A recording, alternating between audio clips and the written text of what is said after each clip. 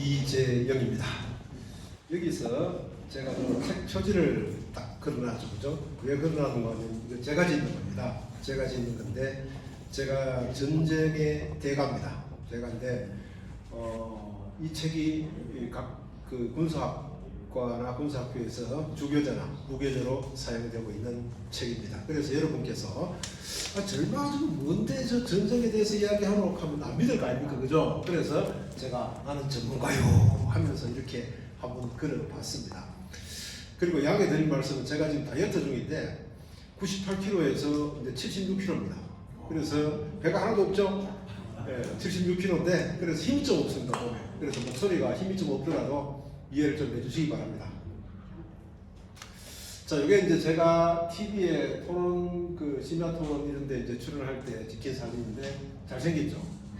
TV에 출연하면 분장실이 있어요. 분장실에 들어가면 분장을 막 해주거든. 억수로 몸생긴 사람도 이 정도는 나옵니다. 알겠습니까? 이거는 이제 종편에 제가 토론회 출연했을 때 사진이고, 이거는 이제 YTN 뉴스 대답에서 나온 사진이고, 이것도 이제 전화 인터뷰 하는 사진입니다. 제 얼굴하고 좀 많이 닮았죠, 그죠? 네, 접니다. 자, 오늘 여러분께 말씀드릴 내용은 과연 한반도에서 전쟁이 발생할 것인가, 발생하지 않을 것인가, 거기에 대해서 말씀을 드리겠습니다. 제 말을 잘 듣고 나면 많은 그 상식이 쌓일 겁니다. 들어보세요. 자, 첫째, 한번 보겠습니다. 군사력 차이와 전쟁. 네. 자, 여러분이 학교 다니잖아요. 그죠? 학교 다닐 때, 중고등학교 때, 반이 딱 깔리거나 입학을 하면은 반에서 미묘한 분위기가 막 감돕니다. 그죠? 왜? 은놈이 짱을 먹을 것인가? 그죠? 자, 그런데 제일 뒤에 키 큰 놈하고 제일 앞에 키 작은 놈하고 싸웁니까? 안 싸웁니까? 안 싸우죠? 왜 안 싸워? 왜? 왜 안 싸울까요? 예. 제일 큰 놈이 야 앞에 놈 보고 야 싸우자 하잖아요. 싸움을 해갖고 이기면 뭡니까? 본질이고 이기도 요거도 먹어. 이기려고 하면 쟤한 놈한테 지까지 씹어서 열심히 싸워야 돼. 지힘 빠져. 남는 게 하나도 없어요. 제일 앞에 하고 제일 뒤에 하고 절대로 싸우는 소리 안 합니다. 왜? 싸워봐야 질게 뻔하다. 치면 박살나는 거죠. 누가 싸우느냐? 힘이 비슷한 것들이 싸워요. 왜? 왜 그럴까요? 이길 가능성이 있다. 그죠? 이길 가능성이 있잖아. 국가 간에도 마찬가지입니다. 국가 간에도 힘의 차이가 딱 많이 나잖아요. 나면 위협과 복종 관계가 성립합니다. 즉 우리나라 지금 우크라이나 전쟁 발생하고 있잖아요. 그죠? 러시아가 북한 보고 야 이마 너 군대 보내야 보내잖아요. 야 이마 너 무기 보내야 보내잖아요. 이처럼 힘이 강한 국가하고 약한 국가 사이에서는 위협, 복종, 우리도 마찬가지잖아요. 미국이 한국은 반도체 공장 G, SK, 최종호에도 G 있잖아. G대로 나가잖아요. 그래서 힘의 차이가 나면 위협과 복종 관계가 성립된다. 그러나 뭡니까? 힘이 비슷하면 싸웁니다. 알겠습니까? 힘이 비슷하면 싸웁니다. 왜? 국가 간에도 이길 가능성이 있기 때문에. 그죠? 이렇게 봤을 때 남북한 간의 전쟁 가능성은 희박하다. 왜? 우리 남한하고 북한 사이의 군사력의 격차는 3배에서 8배 납니다. 즉, 좀 이따 설명을 드리겠지만은, 왜 3배에서 8배 나느냐? 군사력 비교를 한번 볼게요. 자, 우리가 군사력을 비교할 때는 3가지로 비교를 합니다. 첫째는 뭡니까? 개수비교. 개수비교는 뭐냐면은, 무기의 숫자를 가지고 군사력을 평가하는 겁니다. 네 소총 몇 개, 네 포 몇 개, 나 포 몇 개. 이렇게 구분하는 거예요. 그러니까 네가 강하니 내가 강하니 하는 거예요. 근데 이건 의미가 없어요. 왜? 소총 한 장도 성능이 좋은 게 있고 대포 하나도 성능이 좋은 게 있고 미사일 하나도 성능이 좋은 게 있어요. 필요 없는데 개수 비교로 비교를 한 북한이 우리보다 훨씬 강해요. 왜? 일만하는 돈이 없어가지고 신무기를 사가오도 못해가 계속 축적시켜놔. 그래서 뭐 1940년대, 50년대, 60년대 무기 전부 다 뭡니까? 갖고 있어요. 숫자가 억수로 많아요. 세계 군사력 평가 기관인 IISS에서 북한의 군사력을 평가할 때 40% 이상이 노후화됐답니다. 다시 말해서 비행기는 이륙이 안 되고 포는 발사가 안 되고 총도 쏠 수가 없어요. 그 40% 이상이에요. 그래서 숫자는 의미가 없다. 두 번째, 전력 지수는 뭐냐면은 기준 사단을 정해놓고 폭발력의 크기로 비교를 하는 건데요. 이 전력 지수로 비교하면 남북한의 군사력은 비슷합니다. 세 번째, 군사비 무게. 이건 뭐냐면은 국방비 가지고 비교하는 국방비. 누가 돈을 많이 쓰느냐? 돈 많이 쓰는 놈이 장대 아닙니까? 프로야구 한번 보세요. 돈 많이 쓴 팀이 우승하고 돈 많이 쓴 팀이 2등 하잖아요. 군대도 마찬가지예요. 돈을 많이 쓰면 강합니다. 왜 그런지 아십니까? 제가 설명해 드릴게요. 자, 우리가 통상적으로 국방 예산 하잖아요. 그죠? 국방 예산은 세 가지로 구성이 되어 있어요. 투자비, 운영유지비, 인건비. 투자비는 뭐냐 하면은 무기를 개발하고 만들고 사가오는 데 드는 돈. 투자비를 많이 썼다는 것은 뭡니까? 신무기를 많이 개발하고 좋은 무기를 많이 사왔다는 것입니다. 운영유지비는 뭐냐 하면은 부대를 운영하거나 훈련시키는 데 드는 돈입니다. 운영유지비를 많이 썼다는 것은 군대 훈련이 그만큼 잘 돼 있고 군대가 체계적이라는 의미가 되겠습니다. 세 번째는 뭡니까? 인건비. 인건비를 많이 썼다는 것은 뭡니까? 군대의 사기가 그만큼 높다는 겁니다. 그래서 현대 군사학에서는 군사비 무게로 군사력을 평가하는 경향이 강하다. 이 군사비 무게로 평가를 하면 우리나라가 최소 3배, 최대 8배 강한 군사력을 갖고 있습니다. 그런데 여기서 의문이 나죠. 3배면 3배고 8배면 8배지 3배에서 8배는 뭐냐? 예. 우리나라와 같은 민주주의 국가는 국방 예산을 투명하게 공개를 합니다. 여러분 연말되면 공개하죠. 그죠? 국회 통과되면 공개를 하잖아요. 북한이나 러시아나 중국 같은 국가는요. 국방 예산을 공개를 안 해요. 잘. 왜? 나 이만큼 국방 예산 썼어 하면 국민들은 굶어 죽을 파이데 좋아합니까? 안 좋아합니까? 안 좋아하잖아요. 그래서 짱 박아놓고 있어요. 짱 박아놓고. 그래서 우리나라 국방부에서 골머리를 알아요. 전마저거 짱 박아놓고 쫙 쓰기는 쓰는데 얼마나 짱 박아놓고 쓰는지 계속 막 추적을 해요. 우리 국방부에서. 추적을 해가지고 찾아내가지고 북한 군사비 추정을 발표해 추정해요. 국방부에서. 그걸 갖고 전체적으로 계산하면 우리가 3배. 그러나 북한이 공식적으로 발표한 군사비로 비교하면 우리가 8배 강한 군사력을 가지고 있다. 고로 남북한 간의 군사력 차이는 너무 크기 때문에 전쟁이 일어날 가능성은 거의 없다. 이렇게 볼 수가 있는데요. 자, 한번 보세요. 강대국가 약속도 전쟁을 선택을 해요. 언제? 자, 첫째, 심각한 자율성 침해를 당할 때. 이게 언제고 하면은 미국 이라크 전쟁이잖아요. 이 당시에 2003년도에 미국이 후세인을 엄청 자극했어요. 야, 후세인, 너희 자식 생물학 무기 만들지? 후세인 안 만드는데요. 너희 핵무기 개발하러 가지? 안 하는데요. 너희 왜 자꾸 호전적인 태도 보여? 안 하는데요. 후세인이 미치가 돌아갈 지경이라. 그럼 후세인이 뭐라고 했습니까? 에라이 한판 붙잡하면서 바로 뭡니까? 대미 선전포고를 했잖아요. 그러니까 일어난 게 뭡니까? 미국 이라크 전쟁입니다. 즉 약소국도 심각하게 자율성을 침해를 당하면 전쟁을 일으킵니다. 인간도 마찬가지예요. 뒤에 키 큰 놈이 앞에 놈 계속 들이펴고 건드리면 어떻게 하겠어? 에라이 하면 막 달걸 거 아이가 그죠? 마찬가지입니다. 두 번째, 강대국도 전쟁을 선택합니다. 언제? 치명적인 국익 손상을 당했을 때. 바로 뭡니까? 북한 전쟁이잖아요. 미국의 상징은요, 안보, 보안, 경제력입니다. 미국의 상징인 쌍둥이 빌딩, 무엇이 미사일도 아니고, 무엇이 비행기 한 대가 삘 피쳐 피가 쌍둥이 빌딩이 풍부해졌잖아요. 그죠? 그야말로 국제 무대에서 미국은 쪽 닦았어요. 책비를 다 다니까 미국이 안 되겠다. 이거 언론 비행기고 찾아내라. 언론 비행기였습니다. 아프간이 주라, 탈레반이 전마저로 조지라. 그래 일어난 게 뭡니까? 아프간 전쟁 아닙니까? 이처럼 강한 국가도요. 심각하게 뭡니까? 손실을 보면 전쟁을 일으킵니다. 이렇게 볼 때 남북한 간에도 만약에 우리가 북한의 김정은 제거 작전으로 들어간다든가 혹은 북한이 국지전을 도발한다든가 테러를 일으켜서 우리가 손해를 막대하게 본다. 그럼 우리가 강대국이라도 전쟁을 선택할 수가 있습니다. 북한이 비록 약소국이지만은 우리가 김정은 제거 작전 공식적으로 들어간다. 미국하고 같이 혹은 국제 무대에서 김정은이라도 제거하겠다고 북한 정권 고립 작전에 들어간다. 그럼 북한도 힘은 없지만은 그 상황을 벗어나기 위해서 전쟁을 일으킬 수밖에 없는 겁니다. 두 번째 전쟁 한번 보겠습니다. 자, 정치 체제와 전쟁. 이거 보지 말고요. 자, 정치 체제와 전쟁이 뭐냐면은 이 기본적인 개념이 민주주의 국가는 평화적이다. 이게 기본적인 개념입니다. 자, 여러분, 민주평화론자들이 하는 이야기인데요. 민주주의 국가는 평화적이다. 왜? 민주주의 국가에서 전쟁을 결정하는 주체는 국민이다. 그런데 전쟁에서 가장 고통스러운 사람 또한 뭡니까? 국민이다. 그래서 국민은 전쟁을 선택하지 않는다. 고로 민주주의 국가는 뭡니까? 평화적이다. 알겠습니까? 평화적이다.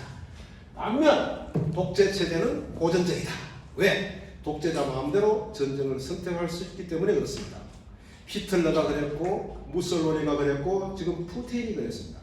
통상적으로 독재국가에서 독재자가 전쟁을 선택하면 국민들의 반응은 두 가지입니다. 그죠? 첫째는 와 히틀러, 그죠? 두 번째는 푸틴, 그죠? 그 나라 지금까지 뭐 가만히 있잖아요. 그래서 독재국가는 고전적이다. 자, 여러분, 우리는 무슨 국가입니까? 민주주의 국가. 북한은 독재국가. 우리가 북한을 슈탄주의라고 하죠. 공식적으로 잘 드러나요. 슈탄 왕이죠, 그죠? 왕조 체제라고 합니다. 왕조 체제는 독재 체제 안에 속해요. 그래서 북한은 왕조 체제인데 어쨌든 왕조 체제는 독재이기 때문에 북한은 고전적입니다. 그런데 우리 남한의 압도적인 군사력과 경제력에 의해서 그 호전성이 억눌려져 있는 상태다. 고로 전쟁의 가능성은 줄어든다. 그렇게 볼 수가 있습니다. 자, 여러분, 여러분이 두려워하는 게 뭐냐면 북한은 전쟁을 준비한다. 전일이 올 것이다. 이렇게 생각하잖아요. 그죠? 그건 사실상 이데올로기 교육이에요. 북한은 우리를 공격할 의사가 전혀 없어요. 뭐냐 하면 자 볼게요. 이게 북한의 전쟁 전략이에요. 전쟁 전략인데 이 기조가 요걸 정리해 놓은 겁니다. 요 기조가 지금까지 이어져 오고 있어요. 자, 북한의 전쟁 전략 한번 보겠습니다. 첫째, 병력 확보는 다 마찬가지고, 그죠? 두 번째, 전선을 구축한다. 잘 보세요. 전선을 구축한다. 전쟁이 발발하는 주요 전력으로 전선을 구축하는데 최전선, 2선, 3선으로 구분하여 방어망을 구축한다. 북한의 전쟁 전략은 방어 전략입니다. 방어막을 구축한다. 왜 북한이 공격 전쟁 전략을 안 세우고 방어 전략을 세울까요? 공격할 역량이 되지 않습니다. 그래서 자기의 체제를 지키기 위해서 북한의 전쟁 전략은 방어막을 구축한다. 이 내가 하는 이야기 아니에요. 조선노동당 중앙군사위원회 전쟁 전략이에요. 자, 두 번째, 세 번째, 전쟁 수행. 전쟁 수행 기간을 방어작전 시기, 공격작전 시기, 지구전 시기로 들어간다. 자, 제일 마지막은 뭡니까? 제일 방어작전 시기입니다. 북한은 우리하고 미국이 자기를 공격하는 것을 거부내가 거기에 대한 전쟁 전략을 세우고 있어요. 방어작전 시기. 그 다음에 공격은 밀어내는 것이고 지구전입니다. 북한은 우리 남한을 이길 수 없다는 걸 알아요. 버텨가지고 자기 영토를 지키는 지구전으로 들어간다는 겁니다. 이렇게 봤을 때 북한의 공식적인 전쟁 전략은 방어 전략이다. 두려워할 필요는 없다. 그렇게 볼 수가 있습니다. 두 번째, 자, 여러분 보십시오. 이번에 이제 6월 19일 날 포괄적인 전략자 동반자 관계에 관한 조약을 맺었어요. 자, 북한이 이걸 왜 맺었겠어요? 두려우니까 맺은 거예요. 두려우니까 전체 우리를 방어할 수 없으니까, 또 한미를 방어할 수 없으니까 두려우니까 이 조약을 맺은 겁니다. 세 번째, 이 얼마 전에 발견된 건데요. 군사분과선에서 북한이 대전차 방벽을 세우고 있어요. 즉 남한의 전차가 밀고 올라갔을 때 못 올라오도록 이 방벽을, 이 위성 사진인데 이렇게 쭉 구축하고 있어요. 공격이 목표라면 이런 방어막을 안 세워요. 이 방어막을 세우고 있다는 것은 북한은 우리 남한의 혹은 한미의 북진 공격을 굉장히 두려워하고 있다. 그렇게 볼 수가 있습니다. 그리고 지금 현재 북한이 러시아를 지원하고 있죠. 그죠? 지원하고 있는데 포탄이라든가 미사일이 전부 다 넘어갔어요. 그래서 지금 현재 북한의 무기고는 거의 비어 있습니다. 비어 있기 때문에 지금 현재 북한이 전쟁을 일으키는 것은 불가능하다. 그리고 병력도 우크라이나로 차출됐기 때문에 전쟁을 할 면이 굉장히 줄어든다. 이렇게 볼 수가 있습니다. 여러분, 북한의 병력을 130만, 140만 그러는데요. 아니에요. 알겠습니까? 자, 내가 이야기해 줄게요. 북한에는 신체 검사를 딱 맞고 나면요, 방턴이 어디로 갑니까? 노동 현장으로 갑니다. 총도 한번 안 쏴봐요. 자, 그럼 140만에서 방턴이 빠져버리니까 얼마 남습니까? 70만 남죠, 그죠? 70만 남았어요. 자, 그리고 북한에서는요, 각 군단별로, 보급 총국별로 군수공장, 무기공장, 옷공장, 술공장 다 있어요. 그리고 또 군인들이 반턴 또 빠져나가요. 즉, 훈련 안 하고 공장에서 일만 해요. 그럼 반턴 빠져나가면 몇 명 남아? 35만 명 남잖아요, 그죠? 자, 35만 명 남는데 북한에는 공식적으로 그 농동지에는 금, 토, 일, 3일 동안 또 뭡니까? 일하러 나가요. 그리고 외화벌이 조직해가지고 일개 군단의 일개 대대가 또 훈련을 안 하고 사금 캐고 동물 잡고 식물 채집하고 그래요. 그래서 실제적으로 북한에서 실제 전투에 참가할 수 있는 군인은 20-30만밖에 안 됩니다. 그렇기 때문에 지금 현재 우크라이나에 파병된 군인 수는 굉장히 많은 겁니다. 북한 군대 규모에 비해서. 그렇게 생각하시면 됩니다. 자, 여러분, 일각에서 이런 우려를 합니다. 뭐냐면은 우크라이나에서 남북한의 대리전쟁이 벌어지면 어떡하냐. 지금 현재 우리가 지원하고 있는 것은 전투식량이나 방독면, 그 인도적인 제품을 주고 있고요. 155mm 포탄을 50만 발 미국을 통해서 지원하고 있습니다. 앞으로 민간 자원을 갖다가 가능성이 이게 지원할 가능성이 있어요. 두 번째는 뭐냐면은 살상 무기를 직접 지원하는 경우인데 지금 현재 세 가지 문제가 있어요. 라이센스. 미국 무기가 미국으로부터 면허를 갖고 있는 무기는 미국 허락 없이는 못 가고요. 그다음에 미국의 허락 없이 우리가 지원을 할 수가 없고 유엔의 허락 없이 지원할 수가 없습니다. 그래서 살상무기 지원은 약간 어렵지 않겠는가 그렇게 볼 수가 있습니다. 그래서 만약에 전쟁이 확대된다면 우리가 지원할 수 있지만은 이 대리전은 대리전일 뿐 이 대리전이 한반도로 옮겨갈 가능성은 극히 낮다 그렇게 볼 수가 있습니다. 셋째, 국제 체제화 전쟁입니다. 이거 보지 마십시오. 제목으로 이야기합시다. 자, 여러분, 우리가 이제 그 전쟁 이론에서 이 세력 균형이 파괴되면은 전쟁이 발생한다 그래요. 세력 균형이 파괴되면. 자, 여러분, 제가 이 밖에 나가서 학회라든가 토론에 가서 세력 균형이 뭡니까? 하면은, 자, 세력 균형이 뭡니까? 잘 모르겠어요. 음폭 듣기기로 힘이 비슷한 거 이래 듣기죠, 그죠? 그래요, 안 그래요? 균형입니다, 그죠? 아니에요. 우리 군사학에서 세력 균형은 내가 강한 상태예요. 자, 왜 그런가 하면은, 자, 여러분, 모든 국가는 자기 자신을 굉장히 낮게 평가해요. 상대를 높게 평가해요. 개인도 마찬가지예요. 왜 그렇습니까? 불안합니다. 유럽도 경험해 봤잖아요. 공부 열심히 하는데 내가 더 열심히 하면 조카가 열심히 하는 것 같아. 그래서 제가 들잖아요. 예, 그리고 국가들도 내보다 정말 강한 것 같아. 그래, 자기 자신을 항상 낮게 평가하고 상대를 항상 높게 평가해요. 야, 내가 힘을 키워야지 쭉 키워가지고 힘이 같아졌다고 생각하면 누가 강합니까? 힘이 같아졌다고 생각하면 내가 훨씬 강하잖아요. 이게 세력 균형이에요. 즉 세력 균형은 나의 힘이 강한 상태예요. 미국의 동아시아 정책이 뭡니까? 세력 균형 정책이잖아요. 미국과 일본과 한국의 압도적인 힘으로 러시아와 북한과 중국을 눌러서 평화를 유지한다 하는 게 미국의 동아시아 정책, 즉 세력 균형 정책이죠. 이 세력 균형이 무너지면은 전쟁이 발생한다 하는 게 국제 체제론입니다. 하나 볼게요. 첫째, 내가 힘이 강한데 타격이 예상된다. 이때 전쟁이 발생합니다.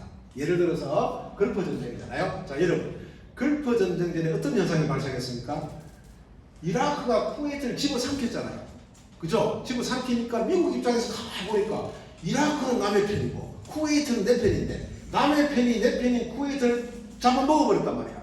그럼 중동에서 미국의 힘이 어떻게 됩니까? 약해지잖아요. 그러니까 정말 저거 안 돼. 다국적군 구성해가지고 이라크 쳤잖아요. 그래서 쿠웨이트를 독립시켰잖아요. 그죠? 이게 바로 뭐다? 자국우위인데 타격이 예상되니까 전쟁이 발생한 겁니다. 자, 두 번째. 내가 힘이 약한데 힘이 강한 걸로 착각해서 상대를 압박할 때 이게 2차 세계대전입니다. 2차 세계대전 때 뭡니까? 1, 2차 세계대전인데 이때 연합국의 힘이 약했어요. 영국과 프랑스의 힘이 약했어요. 약한데 독일이 강했는데 독일 보고 독일이 약한 쪽으로 계속 간섭을 했어요. 너 임마 국비 평창 그만해라. 너 임마 고전적인 태도 조여라. 계속 간섭을 했어요. 간섭을 하니까 독일이 뭐 이런 게 다 있노? 하면서 빵 터진 게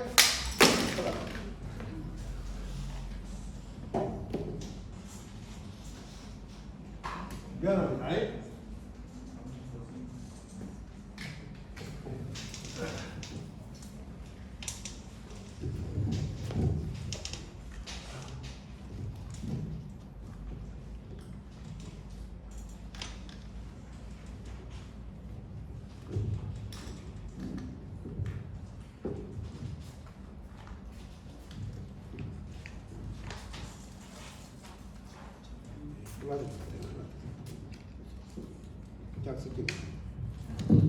자, 그래야 일하게 뭡니까? 1, 2차 세계대전입니다. 자, 그리고 세 번째, 자국 우위가 붕괴될 위험이 있을 때 이게 바로 뭡니까? 뿌라져.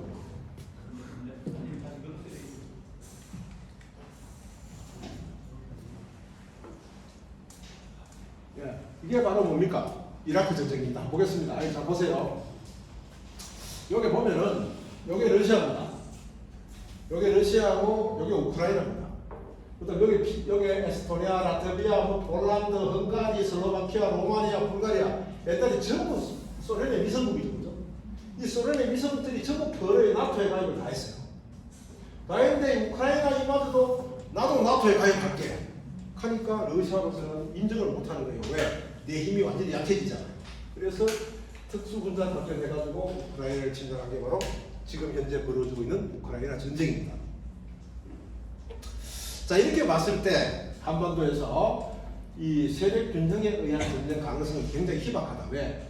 미국과 한국과 일본, 중국과 러시아와 북한이 하나의 축을 이루고 있는데 미국, 한국, 일본 중 하나 혹은 두 개 국가 이상이 중국, 러시아, 북한 중 하나 혹은 두 개 국가 이상을 공격하거나 혹은 중국, 러시아, 북한 중 하나 혹은 두 개 이상의 국가가 미국, 한국, 일본 중 하나 혹은 두 개 국가 이상을 공격했을 때 세력 균형이 깨지는데 그렇게 될 가능성은 굉장히 낮다. 그렇게 볼 수가 있습니다. 참고. 자, 여러분, 요새 이제 그 우리끼리 파는 사이트에 가보면은 북한의 이제 3.1 전쟁 시나리오 하는 게 있습니다. 이게 뭐냐면은 3일 만에 남한을 정복한다는 겁니다. 정복한다는 건데 사실 이게 불가능해요. 왜 불가능하고 제가 설명하고 마치도록 하겠습니다. 첫째, 불가능질. 북한이 장사정포를 30분간 25만 발, 미사일 1000발, 5만 명의 특수부대원을 침투시켜서 군사기지와 기반산업시설을 장악합니다. 1단계. 이거 불가능합니다. 왜 불가능한지 아십니까? 자, 장사정포 30분 만에 25만 발, 미사일을 1000발을 쏘려면요 후방에 있는 모든 장사정포와 미사일을 전방으로 다 옮겨야 돼요. 이 가능합니까? 불가능합니다. 왜? 우리나라는요 24시간 북한을 감시를 하고 있어요. 뭐로? 우리나라가 자체 보유한 고고도 무인 정찰기 글로벌 호크, 그 다음에 미국의 군사위성으로 계속 감시를 하고 있어요.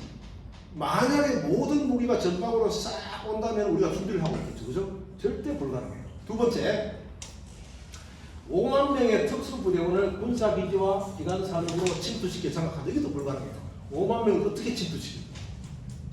북한의 뭐 레이더에도 걸리지 않은 AN2 이야기하고 있잖아요. 그 AN2기는요 나무하고 헝겊으로 만든 건데요 소총으로 쏴도 널져요. 절대 불가능해요. 두 번째, 남진 총공세 15,000명의 군인을 대도시에 강화시킨 후 강화 자체가 불가능합니다. 왜? 자, 여러분, 북한의 군대가 들어오기 위해서는 항공기가 들어와야 돼요. 예? 항공기가 들어오면 우리 레이더망이 다 걸려요. 침투 자체가 불가능합니다. 그리고 전차 4,600대와 장갑차 3,000대로 대도시를 공격한다. 전차와 장갑차는요 보병과 함께 들어올 때 누구의 지원을 받아야 합니까? 공군의 지원을 받아야 돼요. 그 북한에는 공군이 없어요. 그래서 불가능합니다. 그래서 이게 김정일 시대 때 뭐 6.1 작전, 김정은 시대 3.1 작전 이렇게 나오는데 사실상 이 지금 현재 3.1 전쟁 시나리오는 불가능합니다. 그래서 여러분께서 물론 이 전쟁이라는 것은 지금 현재 이론상으로 볼 때는 가능성이 거의 없습니다. 그러나가 중요하죠. 그죠? 그러나 우리가 전쟁사를 봤을 때 최고 통치자의 오판, 알겠습니까? 오판. 그 다음에 밑에 전쟁을 실질적으로 지휘하는 관료들의 판단 미스, 이와 같은 등등으로 우발적으로 전쟁이 발생할 가능성이 있습니다. 그래서 여러분들과 함께 이렇게 전쟁에 대해서 이야기도 하고 우리 국민들이 열심히 훈련도 받고 예비군들도 훈련에 임하고 민방위들도 훈련을 받고 그렇게 되는 겁니다. 이상 마치겠습니다. 감사합니다.